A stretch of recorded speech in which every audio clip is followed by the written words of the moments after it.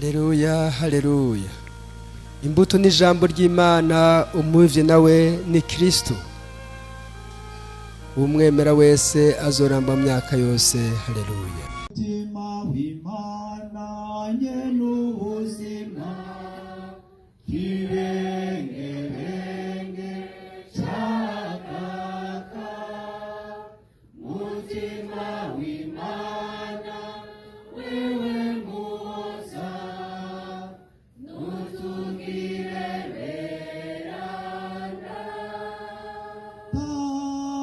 Imitima yacu ingutu endere, ingutu koreze,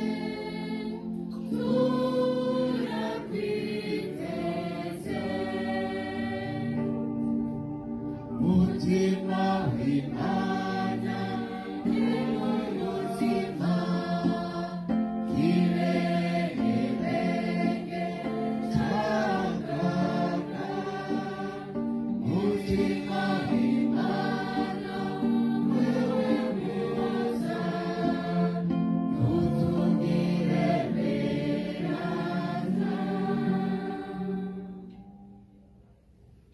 Muntunge mpagarare hajya hirya gatoyi kuko ndi ngaha hari abantu nabonye ntabona. Kwigisha abantu batambona ariko ndi ngaha bariya barambona na mwebwe murambona. Tugire Kristo, tugire Kristo, tugire Kristo n'ubuzima bukristo ngaha iwanyu ku butaka.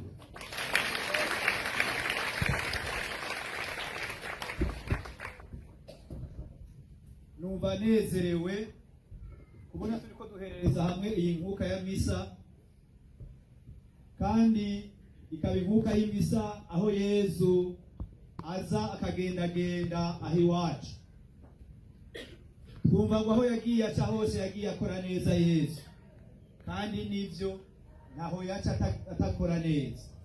Ijambo yigisha abantu ni ijambo ryabakorako rikabatuma biyumvira guhindura ubuzima igihe basanze badafite ubuzima bujanye n'ivyo Kristo ababwiye. Kandi Kristo cyamuzanye kwari ukugira ngo asubire kutunywanisha n'Imana.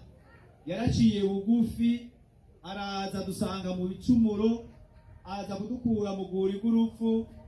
Yezu ashaka ngo ese umuntu wese yorokoka, uko kurokoka no kumenya Imana akavavanura n'ibimuboshe byose. Mu gukunda Imana rero kwacu nuko yadukunze ubwa mbere. Aho Yezu yaca ko yagenda agira neza, ubwo bubasha yari afise yabusigiye Ekleziya, kandi Ekleziya ikora iri kumwe nawe. Aho yagenda hose ubutumwa yahaye abatumwa, kandi aribwo Ekleziya yoga ko gushika uno munsi. Yababwiye ati nimugende mumenyeshe inkuru nziza. Arabahuha abaha mutima mweranda. Amaze kubaha mutima mweranda aca arabarungika ati mugende mwigishe abantu, nibigarura bazoronka ikigongo c'ibicumuro vyabo. Ati kandi muzogaranzura ibiganza ku bagwaye bakire ingwara zose, ubumuga bwose. Ngo kandi igihe cyose muzogira ku bubasha bwanje mukanyambaza, muzokwirukana imitima mibi. Ivyo Yesu yahaye Ekleziya n'akaruruhore. Aha tuza tugahimbaza inkuka ya misa ni kugira ngo ivyo yadusigiye bisubire biranguke muri twebwe. Kandi ndazi mufise ukwemera yuko uku Yesu yaje ngaha ibintu bibera ngaha bitajanye nawe, agire ahava bibomora wenyene, ahava abohora ababoshe, akiza abagwayi, amenyesha umwaka wiwe w'umukama ari wo mwaka turiko turahimbaza, umwaka w'ubutumwa. Umukama rero agendagende kuri umwe wese muri iki gihe turiko tusigurira ijambo ryiwe, tuyishikana mu buzima bwacu, na cyane cyane aho tuja gushikira ku meza meranda, aho ca gitangaro cyo kuwa kane mweranda gisubira kuba, ni naho haja kubera ibihambaye mu buzima. Yesu rero ko yakora ibitangaro, ntiyashaka yuko abemera bogarukira ku bitangaro gusa. Nico gituma abagwaye bose ntiyabakijije, ibimuga byose ntiyabivyuye, ariko we yagirira neza kugira abantu bemere ko ari umwana w'Imana. Mbe murazi yuko abatuma bagitangura kuja kwigisha ko batigisha nk'uko twigisha ubuye twebwe, baragenda bakavuga bati Yesu yaradutoye, tumarana imyaka 3, twaramubonye ingene yiyumviye, twaramubonye ubucuti afitaniye na se, twaramubonye akiza abagwayi, twaramubonye amenyesha inkuru nziza igahindura ubuzima bw'abantu. Bakavuga bati rero twebwe tuje kubamenyesha Kristo yapfuye akazuka, ngo nimwamwemera murarekurigwa ibicumuro byanyu, ngo hama muraronka nibatizima. Bahejeje kwigisha wasanga abantu bemeye kubatizwa basumba mwebwe ngaho, ngo bashika nk'ibihumbi 3, ibihumbi 5. Nukuvuga rero mu kumenyesha inkuru nziza mu gihe cya none, icyo tuvuga evangelisation, kumenyesha inkuru nziza, nuko dusubira kugaragaza kw'ivyo vyabaye mu gihe c'abatumwa. Nuno munsi biranguka kuko turabatumwa b'umukama. Amen. Turabatumwa b'umukama. Ko turabatumwa b'umukama rero, ngo kandi yaturungitse aturungika abanje kudusiga, kuko umwe wese yaramusize mwibatisi, umwe wese yaramusize mwibatisi, yongera yasigwa igihe yakomezwa muri mutima mweranda, abamaze gukomezwa.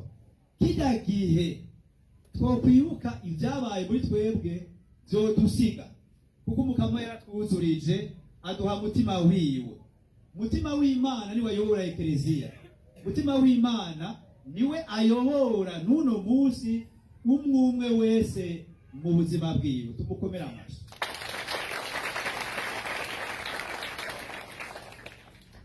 Mwumvise mu nkuru nziza y'uno munsi mpejeje kubashikiriza, Yesu yama yigisha aciye ku migani, aciye ku by'abantu bama babona, atanga akarorero ati none muri mwebwe umuntu yoba afise umukozi, mbega wagiye ku kazi Imana yarakaguhezagije, umukozi akategura, ngo mbega ngo woshika ugatuma umubwira na wene ngo mujane ku meza, aha kumutakura murabikora? Murabikora? Burya Yesu niyo ko ashaka kuza kutwigisha ivyo by'uko umukozi yokwicarana ku meza ubwa mbere n'umukoresha. Si ivyo ashatse kuvuga. Mwumvise yajanye mu guheza yavuze ati umuntu niyakora ico yategerezwa gukora, ngo aracavuga ngo ndi umusuku w'imburakimazi. Sivyo?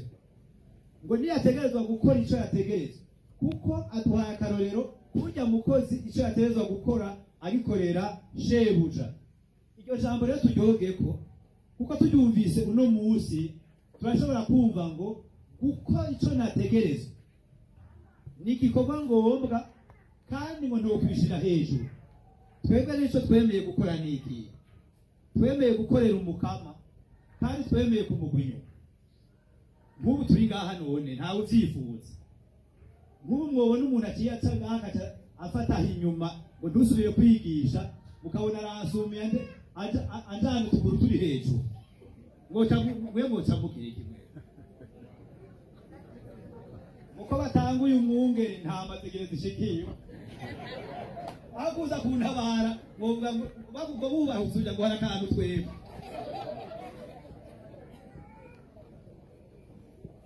Cyane wewe twe turi ngaha, umuntu yokubwira ati niwaba tugushize ngaha imbere y'abantu ukemera ko Yesu ari umwana w'Imana, uzatukwica ngaha aye hosigara banga ngo nawe nituzi ko hosigara. N'ikimenyetso cy'uko mu gushinga intahe mu buzima bwacu ibi kuza gusenga igihe bitagiye mu kubaho kwacu mu kumushingira intahe, ku buryo twomugwa n'inyuma byotugora. Ivyo ndabivuga kuko bica bicana naho tugende. haba mu ishure, haba ku kazi, haba ahantu hose ngenda n'umutumwa wa Kristo. Pawulo mweranda avuga ngo mwame mwigengesera abantu bose bame bababonamwo abasuku ba Kristo. Ntihagire umuntu n'umwe abonye inyifato yanyu atirimuka. Erega ivyo nivyo twamwemereye. Twebwe hari igihe tujana n'abaja ugasanga ivyo tubonye abisi bagira turabigana kandi twica ubuzima bw'abantu. Uno musi dushaka ngaha kumutakura ngo hatere imbere. Kazoza k'igihugu na kazoza ka Kereziya kari he? Kari mu Rwanda. Urwaruka uno musi rubona vyinshi mu masanamu. Urwaruka uno musi rwumva vyinshi rukabona vyinshi. Abantu bashaka kononera urwaruka kazoza ni benshi. Bashaka kubonona bakiri bato, bakabonona mu vyiyumviro, bagahumanya imibiri yabo, bagahumanya imitima yabo. Nukuvuga bo arafise amaraso ashushe, babereka ibintu biri inyuma umengo birasayangana. Mugabo ugiye kuraba ivyo bariko barabahisha mu kubajana mu bisayangana byisha ubuzima. Ko dukeneye rero urwo rwaruka muri kino kihe cyane n'urwaruka hari n'urugenda mu bijyayiramuke, kandi ivyo mwumva no kuzimba birazimvye, sinzi iyo bakura ayo mafaranga. Ngira muca muvuga nka kwa kundi hari uvuga ngo naje sintegera ngo umuntu yama ari mu kabari igihe cyose ngo ayo mahera ngo yakura he. Nawe najayo umengo ngo ntabimenye yapfa. No kuvuga ibintu byinshi umuntu aravyihebera akarondera ingena ari ubuyuguru. Mugabo kurondera ibidukiza bikatwonona. Abajene baba bari ngaha hariho benshi bemereye mukama ko batazocafuza umubiri wabo, ko batazocafuza umutima wabo. Abo bajene bari muri mwebwe n'amatara yaka n'inyenyeri zaka, kandi bariho, kandi namaze kuvyumva turabizi. Abantu bashinga intaye yuko abo bana niyo ari bato baragenda bakamaramara babonye ingene bashize Yesu imbere, bati twebwe twofuma tuba abamaratiri hafi ibyo twemeye Yesu turi sambu. Ko nabaza gusambura urwo rwaruka bashobora gusangamwo harimo n'abari bajejwe ko bobaretse, ko boberetse umwongo uhuba n'udahuba. Ugasanga barabura n'abavyeyi bababera akarorero, kuko n'abavyeyi hari igihe usanga bagiye mu bitarizi. Rero rwaruka mwaje mukaza gusenga, muzokwame mwambaza Yesu kugira ngo abakingire. Mu gitondo muvyutse mumuhe ubuzima bwayo, ku mugoroba musubire muzirikane uko mwabaye, ukama mumushimire mumusabe imbabazi. Aho rero tuca tubona yuko ingo nazo ziriko zirahuha kubera nahone ibi byanone. Aho usanga abubakanye ntibasanga idini bakabiva, cyangwa ugasanga nta wubaha uwundi ngo jewe ngo ndakuze nawe urakuze. Umuntu akiyumvira ati bazicara ryari, bagire imigambi y'urugo, bagire imigambi y'ubuzima. Ko muri uno mwaka rero twihaye intumbero yo gukomeza ingo zacu duhereye ku gisabisho. Ico gisabisho cyategerezwa kuba umushinge w'urugo rumwe rumwe ruri ngaha ku mutaku. Abatahora babigira bagatangura bagasengera hamwe muhira. Hariho n'abafungura hewe badasenze. Wewe urabibona ngo nuzatako, urabibona ugashaka kubirengera ko gusa utazi niyo byavuye. Shimira Imana kuko niba uno munsi ubirose ubukene turimo hariho abavyifuza bakabibona. Mugabo wewe ubibonye ngo Imana ngo cy'abavyeyi ngo none hari kindi babereye. Gushimira Imana, umuntu ntihagire umuntu asubira gufungura adasenze ngo ashimire Imana, ayishimire kandi asabe ibihezagira. Kandi tumenyere ko ico gisabisho ari cy'umwe mu bagize umuryango mugasabiranira. Bijya bibagoye mu muryango, mutu no munsi turavuga igisabisho dusabe Yesu yinjire muri ibi bitugoye, tubimuragiza zobishobora. Mu rugo hari umushinga ntare, hari umupfasoni, hari urwaruka, nujya mukozi wo mu nzu, mugize Kereziya yo kuziko. Ikidakomeye niyo tuje mu isengero ntituzokomera tudahereye ngaho mu rugo. Dufashe ko rero igisabisho gihinduke ubuzima, canke abubakanye bafatana amaboko imbere yo kuja kuruhuka bati reka dusenge Imana ko yatugize imwe dufatane ukuboko dusenge sheri wanje, bakarindira ko ipatira avuga sheri kandi ariko bitana amasheri, mugahana ukuboko uti canke muvyutse dufatane ukuboko dusenge turagize umukamo urugo rwacu.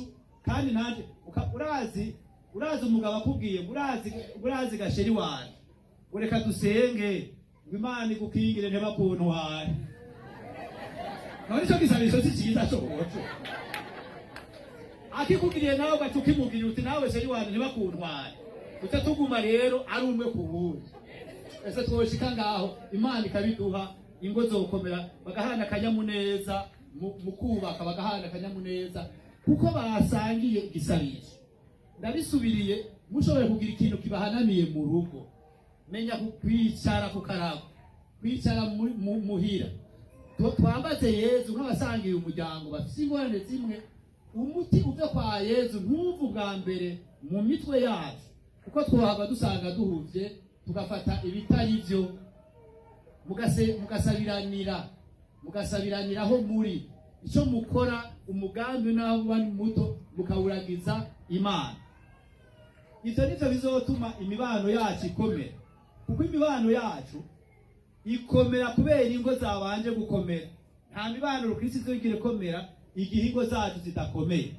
None duhere muri izo ngo zacu, niho tuzohurira hamwe dufise umwe wese icyo azanira uwundi kugira twubake imibano yacu iri muri aya makatiye yacu. Nkaba numva rero ko iryo jambo twumvise ngo turabasuka bimbura kimazi kuko twakoze icyo twategerezwa, ivyo wategerezwa utabikoze. Murazi yuko no mu kwigaya duhora tuvuga ngo twacumuye mu vyiyumviro, mu mvugo, mu ngiro no mu kwiyobagiza ivyo. Nico urumva naho gihagaze umuntu atarangura neza ibanga jejwe, haba mu rugo, haba hagendera, haba ivyo bamuragije, igihe atagendera iryo banga aba ariko ahemukira Imana yavyemereye, aba ariko ahemukira kandi na bagenzi we ajejwe. Rero ugenda uraba ivyo ujejwe. Niyo uri umunyeshure adakunda kwiga, abavyeyi baramwitangiye akumva yuko adakeneye kwiga, abavyeyi baramwitangiye, burya yibaza ngo agiriye nabi abavyeyi, ariko niwe yigiriye nabi kuko ejo ntazogira kazoza. Abandi nabo bakavuga ngo tubona umengo abavyeyi barabirondeye nawe twobya bijya birakwiye. Umuvyeyi mwiza akubwira ati nararondeye nawe nurondere vume ndagufasha, urondere kazoza kawe, kuko niwarindira ivyo abantu baguha utari kurakora bizokugora. Rero bavukanye, ijambo Mukama adutekerera ko tuba basuku bimbura kimazi barangura ico bari bategerejwe. Twame twibukanya yuko gushitsa n'isezerano utarishikanye ubuhemukiye Imana. Hari igihe usanga wemereye Imana ikintu n'umutima wawe uti Imana niwangirira iki je nzokugirira iki, hama Imana ikabigukorera ugasanga nta nico ugize ngo uvuge ngo urakoze Imana. Muraraba mu buzima bwacu turasenga Imana ikatugirira neza, Imana yagize neza ugaca ubibona ko ari byiza, mugabo ntiwigere uvuga uti wakoze Imana, warumvise igisabisho canje none nje kugukengurukira. Kugira umutima wo gukengurukira Imana igihe wayisavye ikintu canke igihe wayisezeraniye ikintu ugashitsa, hama ivyo wemereye Mukama, ivyo twamwemereye twese igihe bakomejwe, twavuze ngo umwami wanje ni wewe Yezu, nzogukunda iminsi yose, nzogukorera iminsi yose, untabara urupfu ruzosange nkiri umwana wawe. Turibuka ivyo ko twavyemeye, umwami wanje ni wewe Yezu, nzogusenga iminsi yose, nzogukorera iminsi yose, nzogukorera iminsi yose. Twabirahiye abantu babona umuryango wa Kristo uri ngaho. Bibuke rero yuko ikigira umukristo ni igisabisho. Igisabisho bitufatanya n'Imana. Igihe utagira igisabisho mu buzima uzomenya n'Imana, ntuzomenya iyi ari uzokumva iyo bakubwira ariko iyo usenga ubwira abandi Imana mwahuye kandi Imana yakwiyeretse. Dusaba Imana rero twiyereke kuri uno mugoroba. Kubwo kwa Abagereki baza kubwira Filipo ngo mbega ngo turashobora kubona Yesu. Filipo murazi ko yaciye abwira mwene wabo Andrea, urumva aramubwira ngo bashaka kubona Yesu. Ngo bacabajana rero kubwira Yesu ngo bajya abantu bashaka yuko tubonana. Kuri no mugoroba turashaka natwe ko twobona Yesu. Turashaka kubona ubwiza bwiwe. Turashaka yuko umuco wiwe uza kwirukana umwijima mu buzima bwacu. Turashaka yuko uyu muco wa Yesu uje ngaha wirukana umwijima uri muri ino quartier. Yesu yimike ubasha bwiwe kandi mubwakire, bubanyengetere, bubahindure, munezerwe no kuba ba Kristo. Imana ibahezagire kandi bazigame.